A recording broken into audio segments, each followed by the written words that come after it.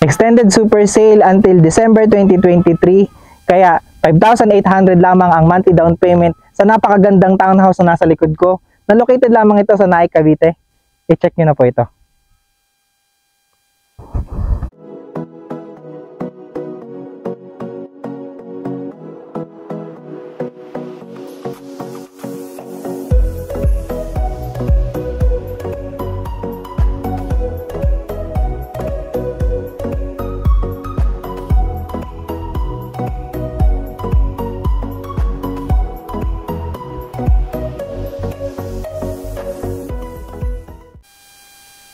Nandito po tayo ngayon sa Malainin Luma, Naik, Cavite.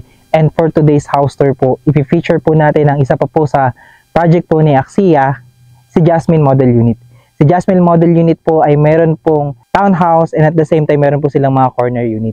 Pero bago po natin ito tignan, first, please make sure to subscribe and click the bell button sa aming YouTube channel para whenever na kami po ay mag-upload po ng mga bagong house tour, magiging isa po kayo sa mga kakita po nito.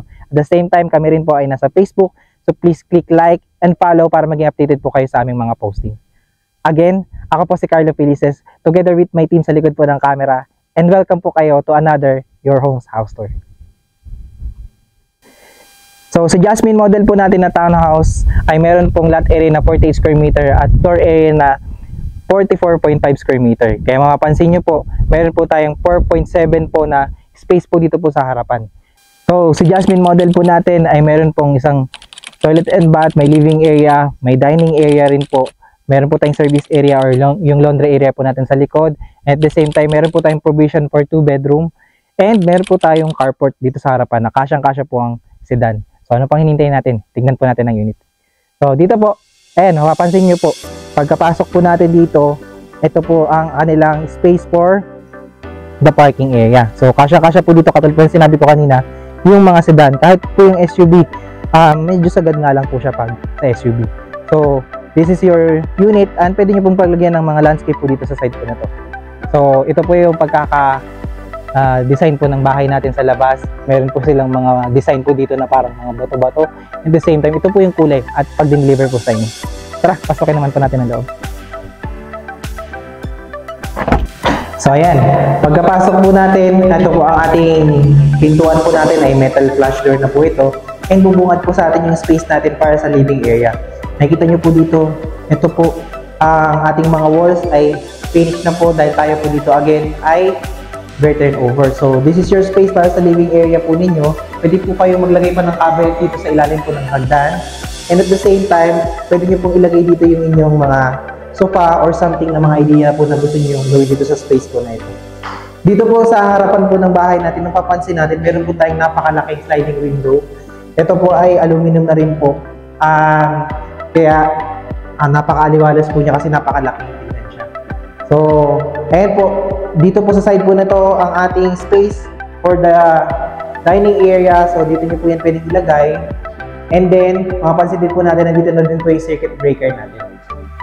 So, before tayo mag-proceed doon, mapapansin po natin ang ating ceiling po ay naka-steel deck na rin po yan. Ayan po yung mas advanced ngayon na construction po. Tax lang po yan na naka-steel deck. Kaya sobrang tibay po yan.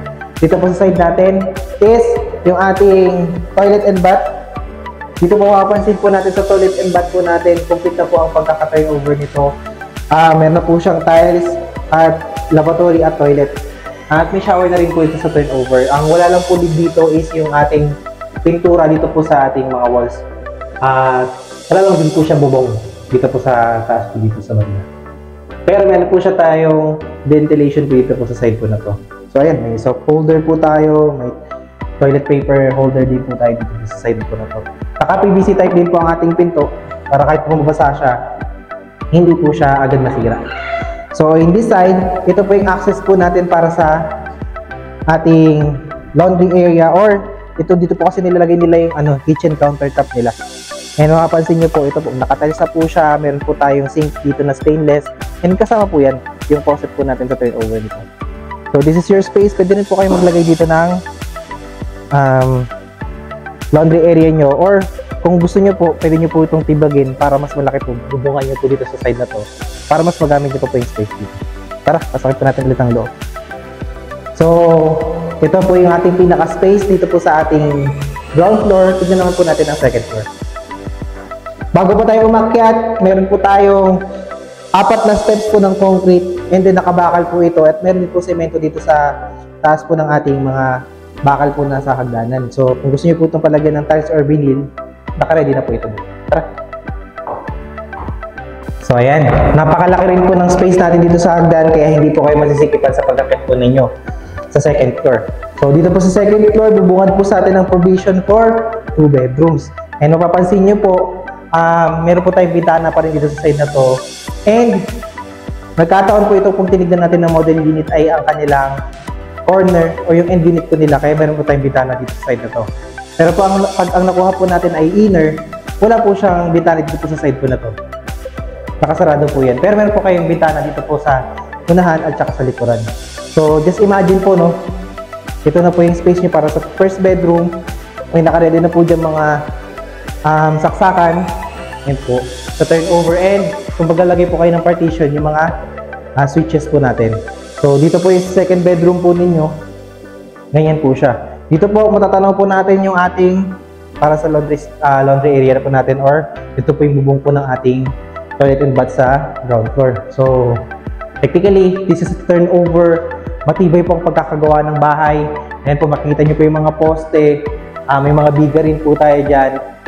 Ito na po yung bubong po natin. Lalagyan na lang po ito ng kisame. So, ito po ang kanilang actual turnover. Tignan lang po natin yung pwede nyo pong gawin sa unit nyo kapag na-turnover po sa inyo. Tara! So ngayon, titignan po natin ang kanilang model unit po. Wala po itong mga gamit. Pero ito po yung pwede nyo pong gawin kapag in-extend nyo po yung inyong bahay paharapan. So, ang typical po na inner unit po natin ay meron pong 48 square meter na lot area. Kaya mapapansin nyo po dito po, in-extend po nila ito paharapan para magkaroon po ng initial na bubong ng inyong parking space. So tara, tignan po natin. So dito po sa side po na to, mapapansin nyo po, naglagay lang sila ng semento and then nagkalagay na po sila dito ng mga walls para sa yung unit po ninyo ay magamit po ninyo. So, ayan siya. Maaliwalas din po yung pagkakagawa po nitong extension nila. And ito po yung mga idea na pwede nyo pong gawin. Dito po sa loob, tara. Ay, mapapansin nyo po, naglagay na po sila ng tiles dito po sa ground floor po nila. And this is the space for your living area. Pwede po dito po sa ilalim ng hagdan, maglagay pa rin po kayo ng mga cabinet na gusto nyo. And para mas magamit nyo po yung space at may paglagyan po kayo ng gamit. Kapag po kasi marami po kayong storage sa inyong bahay, mas malinis po itong tignan. So, maganda po yun, maglagay kayo ng mga storage. Dito po sa side po na to, mapapansin po natin, napakalaki po ng bintana. Anyway, so yan po, napakalaki ng bintana kaya napakaliwalas po ng itsura pag titignan po natin sa labas. This is the space for your kitchen area naman po. So, dito nyo po siya pwedeng ilagay or yung ating dining area. So, yan po. Dito po pwede po kayo maglagay ng cabinet or kung gusto nyo po nilagyan ng mga paglagyan ng mga pictures or something. So, dito po sa side po na to, mapansin po natin, this is their toilet and bath. Yan, kompleto po yung pagkaka-turnover. Pininturahan na po nila ito dito. So, yan po yung ma-imagine nyo sa turnover po ng inyong unit. So, here, in this side naman po, yung ating service area or yung ating yan, kitchen countertop. So, wala naman po silang major na binago dito. So, ayan po, no, pag nabihisan na siya, nalagyan na po ng tiles, maganda po yung isura niya. Pinturahan na yung mga walls. Mas maliwanag po siyang tignan. Anyway, pasukin po natin ang ating, or akitin po natin ang second floor.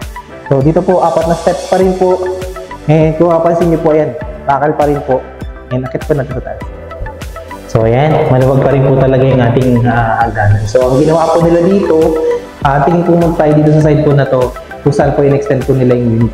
So, dito po, hanggang dito lang po yun actually yung unit niyan, mga hanggang dito. In-extend po nila papunta rito. Nagkaroon po kayo ng malaking bedroom po dito. So, what they did is, naglagay po sila ng mga vinyl. Ayan po siya. So, nasa sarili niya naman pong preference. Pwede naman pong tiles, pwede pong vinyl. So, this is their master's bedroom. Naglagay po sila dito ng balcony. So, dito po sa balcony natin, naglagay lang sila ng railing po dito. And then, ito po, yung space niyo pang panglanghap ng sariwang hangin. Ito po sa bahay po ninyo. So, tara, pasukin po natin ulit ng loob. So, dito po, dito ninyo na po pwede ilagay yung inyong kama, cabinet, or something po na gusto nyo gawa ng design. Ganito po siya. Naglagay na rin po sila dito sa model unit natin ng Isame. So, mataas din po siya. And anyway, dito po sa space po nito, hindi nila ginawang kwarto, parang ginawa po nilang family area. So, ito rin po, pwede niyo po itong gawing idea. And then, may saksakan na rin po dyan naka-ready. So, pwede po maglagay dito ng sofa or TV or something na pwede niyo pong paggamitan ng space nito. Dito po sa side po nito, ang kanilang second bedroom. So, makapansin nyo po, this is the space for the second bedroom po natin. And, may balcony rin po sila dito palikod na ginawa. So, ito po yung mga idea na pwede nyo pong gawin sa inyong unit. So, ayan po siya. And, kagandahan po dito, naglagay din po sila ng second toilet and bath. Pero sa turnover po natin ito, isa lang po yung toilet and bath sa ground floor lang po. Pero ayan po, dito po, nilagyan pa rin po nila ng para makuha na yun po ng idea. So, this is good kung kayo po ay may kamag-anak na ayaw po bumaba ng hagdan para mag-CR. So, ito po, nakaready na po dito or yung idea po na ito pwede nyo pong kayahin para kung kayo po ay mag-CR, hindi nyo po kailangan bumaba. So, nakita po natin yung mga idea na pwede natin gawin sa unit. Pag-usapan naman po natin ang presyo. So, magkano nga ba ang presyo natin kay Jasmine na meron pong lot area na 58 square meter at floor area na 45.5 square meter. Tama po yung narinig niyo po kanina, tayo po ay naka-extended na super sale ngayong hanggang December 2023. So, ang ating total contract price po dito ay nag-start po sa 1,660,000. At the same time, meron po tayong loanable amount po kay Pag-ibig na 1,510,000. Meron po tayong reservation fee na 5,000 po dito. And ang ating cash outlay naman po ay 145,000. Ang ating monthly down payment naman po for 25 months ay 5,800. Ito po yung ating promo at naka-extended po ito until katapusan po ng taon. Ang ating monthly amortization naman po kay Pag-ibig ay 9,297 pesos lamang po. Ito na po ay for 30 years. So, ang ating required income naman po dito ay 26,563 pesos. In case po na hindi po kayo pasok sa required income, pwede naman po ang co-borrower and i-disclose po namin ito sa inyong mga inquiry. So, in case po na meron kayong mga tanong, sa tripping po or further information po regarding po sa ating computation and sa mga requirements po na needed to avail this housing po na nasa likod po, pwede nyo po kaming makontak sa number po na makikita nyo sa screen. Kaya kung kayo po ay naghahanap ng townhouse na naka-promo po, 5,800 lamang po ang monthly down payment po natin dito until December. I-check nyo na po ito. Located po ito sa Naik, Cavite at talaga pong magugustuhan nyo dahil napakaganda po ng area po na ito. And at the same time, kung hindi pa po kayo nakasubscribe sa aming YouTube channel, please like, share, and subscribe na rin po para maging updated kayo sa aming mga future na bahay na kagaya po nito. Again, maraming po salamat at magandang araw.